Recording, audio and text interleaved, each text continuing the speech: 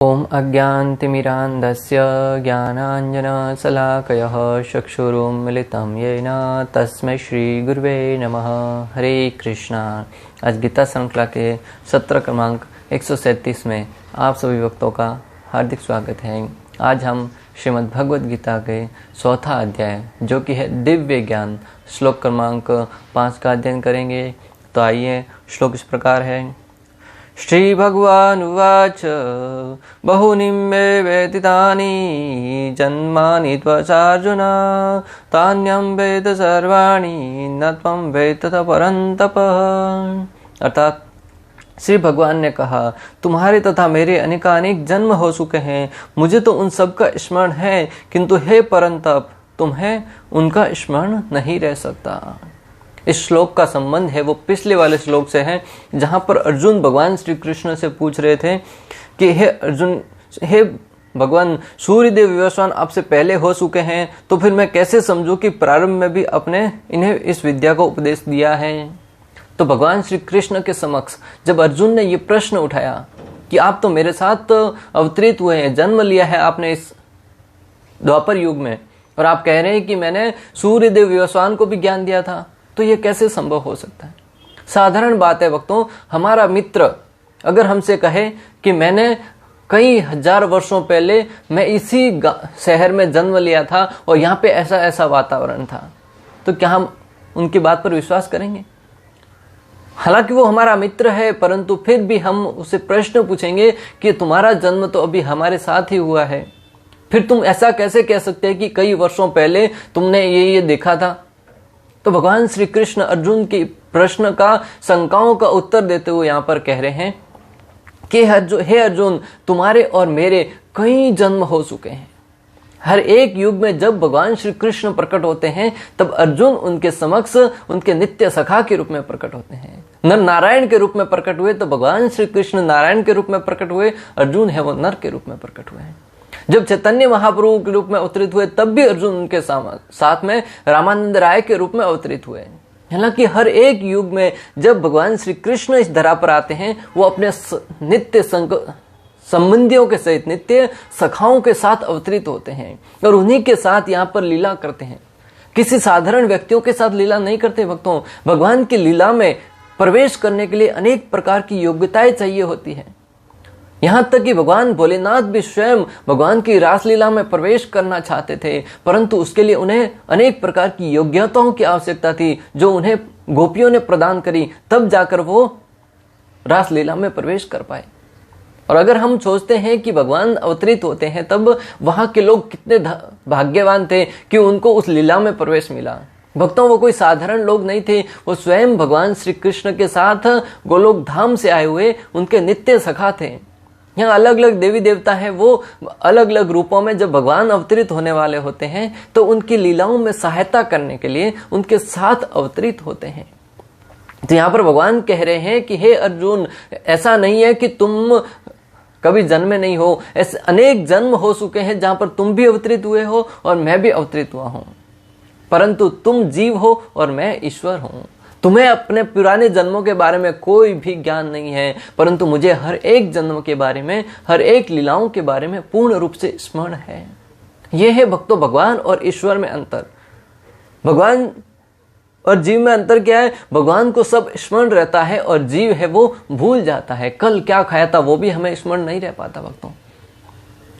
बहुत साधारण बात है, भगवान श्री कृष्ण है वो 12 करोड़ वर्ष पूर्व बोली गई भगवत गीता के बारे में उन्हें स्मरण है, और हमें 12 घंटे पहले, 12 मिनट पहले हमने क्या कार्य किया था वो भी भूल जाते हैं। कई कथा में बैठे हैं, प्रभु जी ने 1 घंटा कथा सुनाया, उसके बाद क्लास के अंत में पूछते हैं कि क्लास में क्या अच्छा लगा। हमें दिमाग पर जोर देना पड़ता है, क्या सुना था, कहाँ समझ में आया था, क्या बोला था, हमें स्मरण नहीं रह पाता भक्तों। अनेक बार तो अनेक साधु है वो एक ही कथा को अलग अलग तरीके से बोलते हैं, लोगों को याद ही नहीं रहता। एक बार गौरांग प्रभु बता रहे थे कि उन्होंने आत्मा सीरियल कुछ तो रिकॉर्ड किया था, फिर वो उन्होंने हरे कृष्णा टेलीविजन पर चलाया। 1 साल चलाया, बीच में 1 साल नहीं चलाया, फिर तीसरे साल वापिस चलाया। तब एक व्यक्ति आया और कहने लगा, प्रभु जी आपने अब की बार बहुत अच्छा सीरीज बोला है, पिछली बार से भी अच्छा अब की बार आपने कथा में बताया है। गौरांग प्रभु सोचने लगे मैंने तो दूसरा कुछ रिकॉर्ड ही नहीं किया। जब उन्होंने पूछा उनसे टेलीविजन वालों से तो बोले कि जो पहले वाला सीरियल था वही अभी वापस से रिटेलीकास्ट किया है। तो गौरांग प्रभु बोल रहे थे कि मैंने तो कोई रिकॉर्ड किया ही नहीं, वो पुराना वाला ही चल रहा है। तो बोले नहीं नहीं प्रभु जी, आप बहुत क्लास देते हैं तो आपको ध्यान नहीं है, वो अलग है और उसमें आपने बहुत अच्छा बोला है। मैं आपको जो भक्तों बताना चाह रहा हूं कि कलयुग के जीव हैं वो मंद सुमंद मति हो, कि हमारी मति है वो बहुत ही सीमित है, बहुत ही हमारा ज्ञान है वो बहुत सीमित रह गया है, हमें स्मरण नहीं रह पाता है, हमारी स्मरण शक्ति है वो बहुत ही क्षीण हो चुकी है। और हर एक जीव है उसकी स्मरण शक्ति ऐसी है कि वो हो सकता है इस जन्म का याद रख सके, परंतु पिछले जन्म का किसी को भी याद नहीं रह सकता सिवाय भगवान को छोड़कर। तो भगवान श्री कृष्ण अपनी सर्वश्रेष्ठता यहाँ पर बता रहे हैं कि मैं ईश्वर हूं और तुम जीव हो। भगवान श्री कृष्ण यहाँ पर अपने ज्ञान की विशेषता का वर्णन कर रहे हैं। भगवान श्री कृष्ण अर्जुन के समक्ष अपने ज्ञान की विशेषता का वर्णन कर रहे हैं कि किस प्रकार भगवान का ज्ञान है वो दिव्य है। भगवत गीता का लेक्चर देने के लिए, भगवत गीता का वर्णन करने के लिए भगवान को किसी प्रकार की तैयारी करने की आवश्यकता नहीं पड़ी, भगवान को नोट्स बनाकर जाने की आवश्यकता नहीं पड़ी। भगवान के अंदर से जो ज्ञान निकलता गया वही दिव्य ज्ञान बनता गया। भक्तों, हमें 1 घंटे का लेक्चर देना होता है, उसमें अनेक प्रकार के नोट्स बनाने होते हैं, अनेक प्रकार की तैयारियां करनी पड़ती हैं, तब जाकर हम 1 घंटे कुछ बोल पाते हैं। और उसमें भी कभी कभी त्रुटियां होने की निश्चित रूप से संभावना रहती है, परंतु भगवान ने जो ज्ञान दिया वो पूर्ण रूप से दिव्य था, उसमें किसी प्रकार की कोई त्रुटि नहीं थी। भगवान यहाँ पर अपने ज्ञान की विशेषता का वर्णन कर रहे हैं कि किस प्रकार उनको अपने हर एक जन्म के बारे में सब कुछ याद है, पर सब अर्जुन को सामान्य जीव होने के नाते याद नहीं है। 12 करोड़ वर्ष पूर्व बोली गई गीता के बारे में भगवान को स्मरण है, पर हम स्मरण नहीं रख पाते। साधारण जीव का जन्म होना और भगवान के प्रकट होने में बहुत अंतर है। भक्तों, साधारण जीव का जन्म होता है और भगवान का प्राकट्य होता है। हम कहते हैं भगवान का जन्मदिन है, हनुमान जयंती है, या अनेक प्रकार के देवी देवता है। भगवान के सामने जन्म या जयंती लगाना बहुत बड़ा अपराध है। भक्तों, हनुमान जी है, भगवान श्री कृष्ण है, प्रभु श्री रामचंद्र है, उनका जन्म नहीं होता है, उनका प्राकट्य होता है।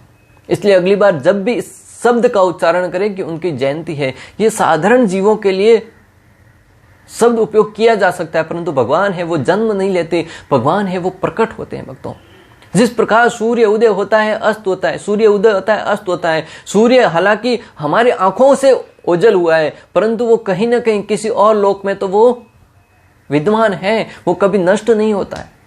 एक साधारण जीव है, उसका शरीर बनता है और विनष्ट होता है, परंतु भगवान का शरीर में और आत्मा में कोई अंतर नहीं है। भगवान का शरीर है, आत्मा है, पूरा का पूरा शरीर है, वह दिव्य है। इसलिए भगवान श्री कृष्ण जब इस धरा पर आते हैं तब भी दिव्य शरीर में आते हैं, और जब अपने धाम में रहते हैं तब भी दिव्य धाम में रहते हैं। इसलिए वो साधारण जीवों से भिन्न है। साधारण जीव जन्म के समय दुख और अज्ञान से भरा हुआ होता है। साधारण जीव है वो जन्म के समय अनेक प्रकार के दुखों से, अनेक प्रकार के अज्ञानता से भरा पड़ा रहता है। जीव का जन्म होते ही उसे कोई ज्ञान नहीं होता है कि वो कौन है, कहां से आया है।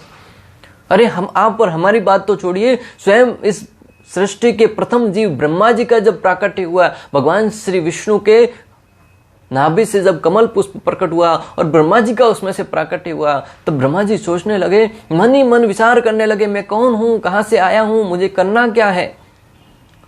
बहुत देर तक विचार करने के उपरांत भी जब उन्हें कोई ज्ञात नहीं हो रहा था, तब उन्होंने भगवान की तपस्या करना प्रारंभ किया। तब भगवान ने उन्हें 3 शब्द सुनाई दिए, तपह तपह तपह, और ब्रह्मा जी तपस्या करने लग गए।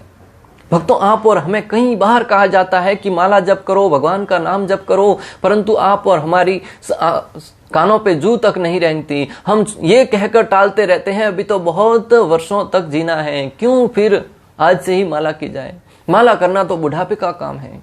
परंतु भगवान ब्रह्मा जी ने जैसे ही 3 शब्द सुने मात्र, तपह तपह तपह, वो तपस्या करने बैठ गए। हजारों वर्ष तपस्या करने के उपरांत जब भगवान श्री विष्णु प्रकट हुए, तब उन्होंने कहा कि तुम्हारा उद्देश्य क्या है, तुम इस सृष्टि का निर्माण करो, जीवों का निर्माण करो।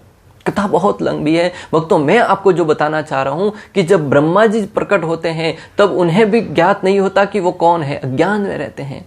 तो आप और हम प्रकट होते हैं तब अनेक प्रकार के दुखों में संतप्त रहते हैं। बच्चा जन्म लेते ही रोने लगता है। अगर वो प्रसन्न होता, खुश होता अगर जन्म लेने पर, तो हंसना चाहिए था, रोता क्यों है, बिलखता क्यों है?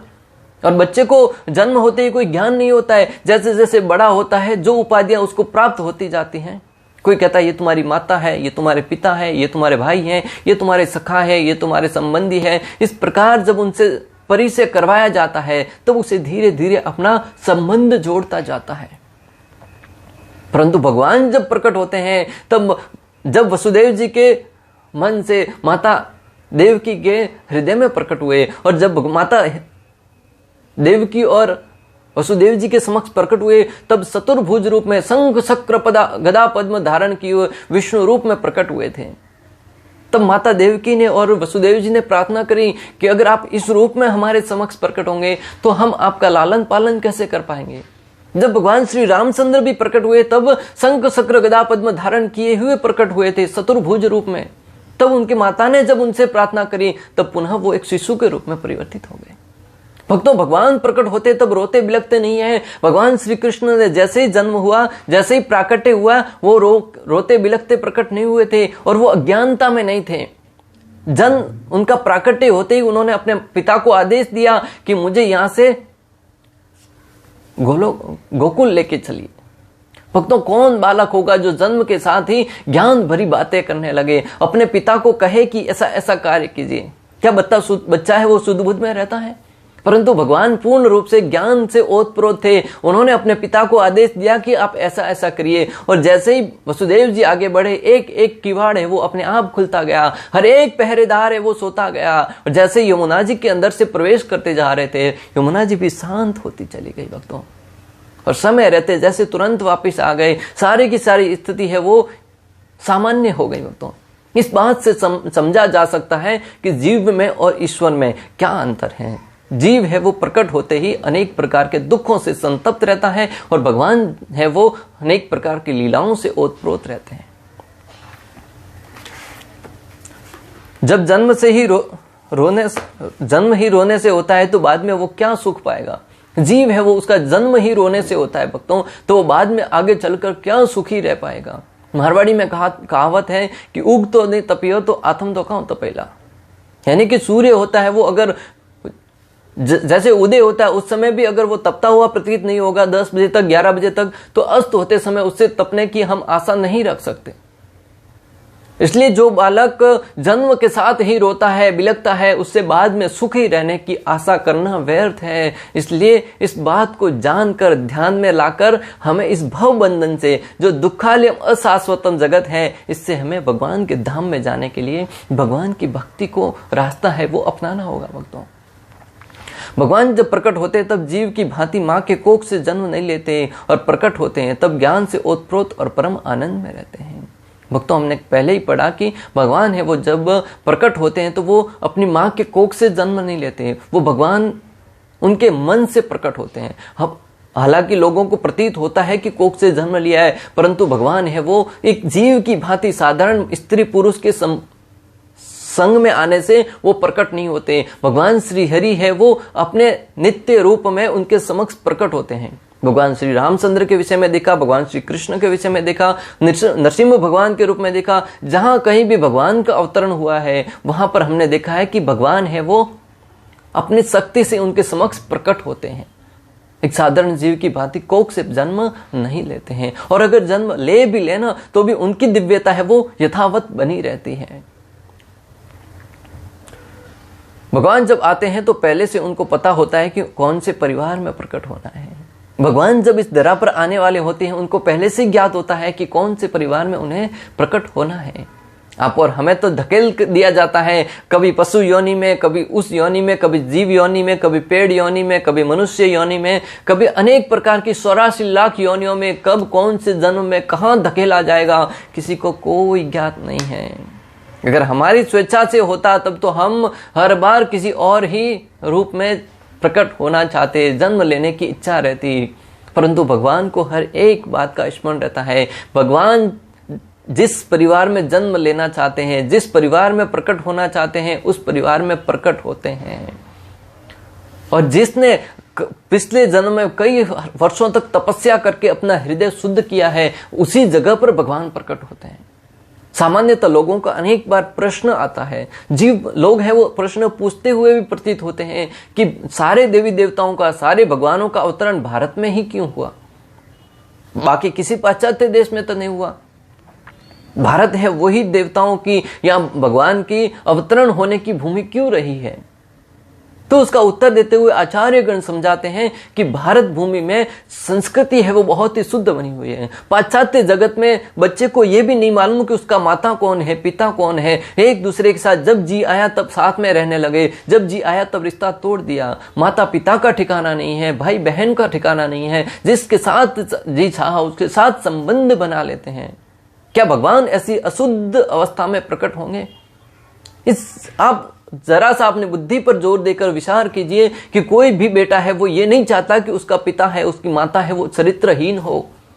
एक साधारण जीव है वो जब वो चाहता है कि उसके पिता है, माता है, वो उनके रोल मॉडल होने चाहिए, उनके आदर्श होने चाहिए कि वो अपने जीवन में अनेक प्रकार के नियमों का, कानूनों का, अनेक प्रकार के सम्मान के साथ जीवन निर्माण करें। तब बेटे को अपने माता पिता पर गर्व होता है। जब साधारण जीव है वो अपने माता पिता से ऐसी उम्मीद रखता है कि वो सभ्य परिवार में जन्म ले, तो भगवान है क्या साधारण ऐसे परिवार में प्रकट होंगे जिनके माता पिता का भी ठिकाना नहीं है?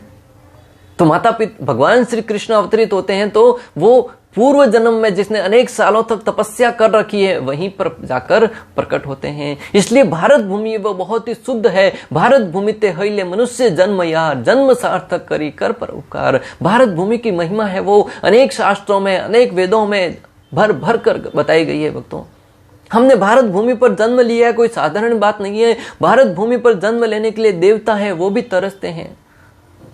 तो इस जन्मभूमि पर जन्म लेने का सौभाग्य हमें प्राप्त हुआ है। उस जन्म का महत्व जानो और अपने जीवन का उद्धार करने का प्रयत्न करो। भक्तों, उस पशुवत जीवन, पाश्चात्य लोगों की भांति जीवन निर्वहन करने के विषय में हमेशा मत लगे रहो। भारत भूमि की महिमा का यशोगान सुनते हुए, समझते हुए इस जन्मभूमि की माटी की ऋण चुकाने के लिए हमेशा तैयार रहना चाहिए। भक्तों, मैं आपको जो बताना चाह रहा था कि भगवान जब आते हैं तो दिव्य रूप में प्रकट होते हैं और वो जिस परिवार में प्रकट होना चाहते हैं उस परिवार का निश्चय वो स्वयं करते हैं। भगवान अच्युत हैं, भले आध्यात्मिक जगत में रहे या भौतिक जगत में, वो अपने पद से कभी गिरते नहीं हैं। भगवान है वो अच्युत हैं, भले इस भौतिक जगत में रहे या अपने गोलोक धाम में रहे, वो कभी अपने पद से गिरते नहीं हैं। और हम तो भले घर में रहे, बाहर रहे, कहीं भी रहे, हमेशा अपने पद से गिरते ही रहते हैं।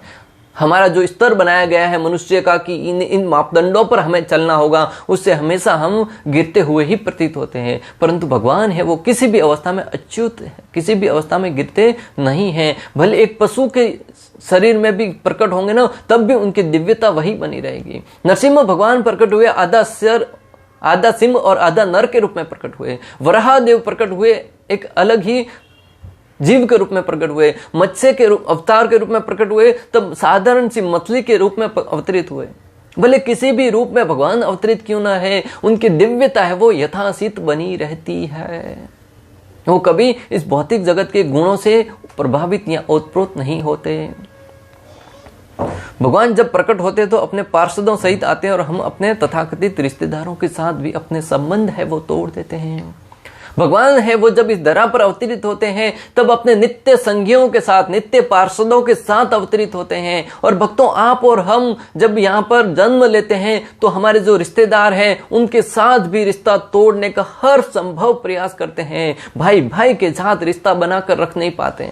और भगवान प्रकट होते तो अनेक प्रकार के संबंधियों के साथ, अनेक पार्षदों के साथ आते हैं और पूरी की पूरी लीला में हर एक के साथ अपनी लीलाएं करते हुए प्रतीत होते हैं। हमें भगवान से सीखना चाहिए कि अपने परिवार में, अपने भाइयों के साथ, अपने रिश्तेदारों के साथ कैसे घुल मिलकर रहा जाए। समाज में हो, देश में हो, हर एक के साथ प्रेम से रहने का प्रयास करें। आज तो हर एक व्यक्ति ये सोचकर ही निकलता है कि आज कितने रिश्ते तोड़ के आऊं, उसने मेरी तरफ देखा नहीं, मैं उससे संबंध तोड़ देता हूं, उसने मेरे से बात नहीं किया, मैं उससे जीवन भर बात नहीं करूंगा। एक थोड़ी छोटी सी बात पर हम रिश्तों को यूं तोड़ देते हैं जैसे उनकी कोई कीमत ही नहीं है। अरे क्या फर्क पड़ता है, किसी ने तुम्हारी तरफ नहीं देखा, तुम जाकर उनसे बात कर लो। छोटी सी जिंदगी है, कुछ वर्षों जीना है, और क्यों भेदभाव रख के जी रहे हो, क्यों वैर भाव रख के जीने का प्रयास कर रहे हो। प्रेम से रहो, लोगों के साथ प्रेम का आदान प्रदान करो, भगवान की भक्ति करते हो प्रेम के साथ जीवन निर्वाहन करो। क्या पता किस समय किसकी मृत्यु आ जाए। आजकल तो 10 साल, 20 साल, 25 साल में व्यक्तियों की यूं मृत्यु हो जाती है जैसे उन्होंने संपूर्ण जीवन जी लिया हो। इसलिए वैर भाव त्याग कर प्रेम के साथ जीवन निर्वाहन करने का प्रयास कीजिए। जब भगवान प्रकट होते हैं, अर्जुन भी उनके साथ हर बार उनका रोल अलग अलग रूप में उनके साथ करते हैं। भगवान का शरीर दिव्य होता है, अतः उन्हें सब स्मरण रहता है, और जीव का शरीर है परिवर्तित होता है, इसलिए हमें पिछले जन्म का भी याद नहीं रहता है। भगवान और अर्जुन एक से प्रतीत हो सकते हैं, पर उसी प्रकार भिन्न है। जैसे एक भगवान श्री कृष्ण और अर्जुन, हालांकि दोनों मित्र थे और दोनों एक दूसरे के बहुत अच्छे मित्र थे और एक से प्रतीत हो रहे थे, परंतु भक्तों आचार्यगण टिप्पणी करते हैं कि जिस प्रकार एक सिंहासन है, उस पर राजा भी बैठता है और खटमल भी निवास करता है, तो क्या अंतर रहा राजा और खटमल में। एक राजा है और एक साधारण जीव खटमल है। खटमल भले राज सिंहासन पर भी बैठ जाए, परंतु उसकी स्थिति राजा की नहीं हो सकती। उसी प्रकार भगवान है, वो राजा है, और आप और हम सब जीव है उस खटमल की भांति हमारी उनके साथ तुलना की गई है कि हम इस धरा पर भले भगवान की तरह दिखें, परंतु हम में और भगवान में बहुत अंतर है। ब्रह्म संहिता 5.33 में भगवान के अनेकानेक अवतरणों की सूचना प्राप्त होती है। अद्वैतम अच्युतम अनादिम अनंत रूपम आद्यम पुराण पुरुषम नव यौवनम सह वेदेषु दुर्लभम दुर्लभम आत्मभक्तो गोविंदम आदि पुरुषम तमहम भजामि। ब्रह्मा जी ब्रह्म संहिता 5.33 में भगवान की स्तुति करते हुए कहते हैं कि मैं उन आदि पुरुष श्री भगवान गोविंद की पूजा करता हूं जो अद्वैत अच्युत तथा अनादि हैं, जो अद्वैत है, जो अच्युत है, जो अनादि है, जिनका न तो कोई आदि है न कोई अंत है, सबसे पुरातन पुरुष है। यद्यपि अनंत रूपों में उनका विस्तार होता रहता है, किंतु तो भी वे आद्य पुरातन तथा नित्य नवयौवन युक्त रहते हैं। भगवान है वो अनेक रूपों में अवतरित होते हैं। नरसिम्हा, अनेक प्रकार के भगवान श्री रामचंद्र, वरहा, ऐसे अनेक रूपों में प्रकट होते हैं, परंतु फिर भी उनका जो नित्य नवयौवन है वो हमेशा बना रहता है। वो हमेशा एक से शरीर में ही रहते हैं। भक्तों, कभी भगवान है वो वृद्ध नहीं होते। एक बार एक व्यक्ति ने भगवान का चित्र बनाया तो भगवान को बहुत वृद्ध बताया, और भगवान को ऐसा थका हारा बूढ़ा सा व्यक्ति ऐसा चित्र बनाया। तो उनके गुरुजी ने पूछा कि आपने ऐसा चित्र क्यों बनाया? बोले भगवान सबसे सृष्टि के प्रारंभ में आए थे तो भगवान तो वृद्ध हो चुके होंगे, बूढ़े हो चुके होंगे। तब उनको समझाया गया कि भगवान है वो हमेशा नवयौवन में रहते। 16 साल की भांति, 16 वर्ष का पुरुष कैसा होता है, एकदम नवयौवन, उसकी भांति रहते हैं। भक्तों, भगवान श्री कृष्ण जब अवतरित हुए थे इस धरा पर, अर्जुन के साथ लीला कर रहे थे, तब उनकी कुरुक्षेत्र के युद्ध स्थल पर उनकी उम्र है वो 89 साल थी। उनके अनेक पुत्र थे, परंतु फिर भी भगवान है वो 16 साल की भांति नवयुवक प्रतीत हो रहे थे। कहीं देखा आपके भगवान की दाढ़ी आई हुई है, भगवान का शरीर सरमराया हुआ है, भगवान का शरीर लटक रहा है, भगवान लाठी लेकर चल रहे हैं? नहीं, भगवान है वो हमेशा नित्य नवयौवन रहते हैं। भगवान के ऐसे अनेक सच्चिदानंद रूप को प्राय श्रेष्ठ वैदिक विद्वान जानते हैं, किंतु विशुद्ध अन्य भक्तों को तो उनके दर्शन नित्य ही होते रहते हैं। जो दिव्य पुरुष हैं, जो भगवान की भक्ति करते हैं, वो तो साधु हैं, वो भगवान के ऐसे नित्य रूपों को जानते हैं, परंतु भगवान के जो भक्त हैं वो तो उनके दर्शन प्रतिदिन करते रहते हैं। वेदों में भी कहा गया है कि अद्वैत होते हुए भी भगवान असंख्य रूपों में प्रकट होते हैं। वे उस वैदूर्य मणि के समान है जो अपना रंग परिवर्तित करते हुए भी एक ही रहता है। इन सारे रूपों को विशुद्ध निष्काम भक्त ही समझ सकते हैं। भगवान है वो उस मणि के समान है। जो अपना रंग है वो परिवर्तित करते रहते हैं, परंतु उनका गुण है वो एक ही बना रहता है। भगवान अलग अलग रूपों में परिवर्तित होते रहते हैं, परंतु उनका नव यौवन है, उनका गुण है वो एक सा बना रहता है, वो कभी परिवर्तित नहीं होता। यहां पर अर्जुन को परंतपः कहा गया है। क्या कहा गया है? परंतपः। परंतप यानी कि अर्जुन है वो, भगवान श्री कृष्ण ने अर्जुन के लिए परंतप शब्द का प्रयोग किया है। परंतप का अर्थ है कि जो व्यक्ति अनेक प्रकार के लोगों को तपाता था। जब अर्जुन के धनुष से बाहर निकलते थे, सामने वाले लोगों के अंदर से पसीना छूट जाता था। अर्जुन के गांडीव के टंकार सुनकर अनेक व्यक्ति तो अपने हाथ से अपने धनुष बाणों को ही छोड़ देते थे। अनेक व्यक्तियों के प्राण है वो ही निकल जाते थे। धनुष की गर्जना है वो इतनी भयंकर अवस्था में होती थी कि बाकी सबके शंखों की, बाकी सबों के अनेक प्रकार की युद्ध की कोलाहलपूर्ण स्थिति को से ऊपर उठकर उसकी आवाज होती थी। और जैसे उनका बाण किसी को स्पर्श तो करना दूर की बात है, पांच से होकर भी गुजरता था ना, उसको वो व्यक्ति मृत्यु की शैया पर लेट जाता था।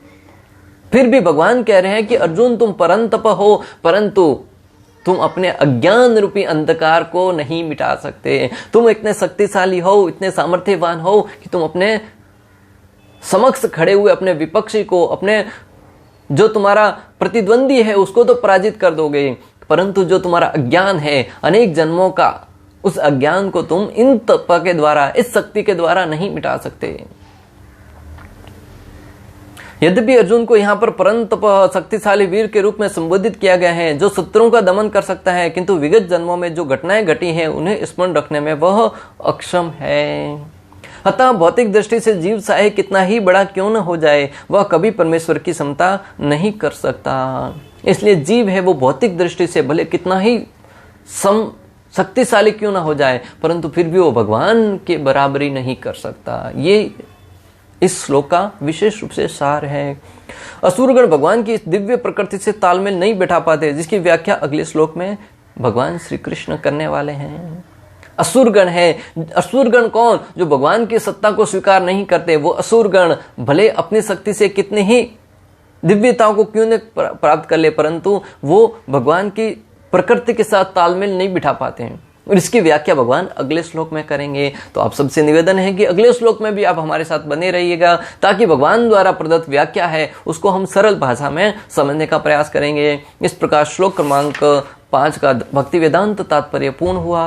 अंत तक हमारे साथ बने रहने के लिए आप सभी का हृदयपूर्वक, प्रेम पूर्वक बहुत बहुत धन्यवाद। श्रील प्रभुपाद की जय, श्री श्री राधा गोपीनाथ भगवान की जय, श्रीमद् भगवद गीता की जय। हरे कृष्णा कृष्ण कृष्ण हरे हरे,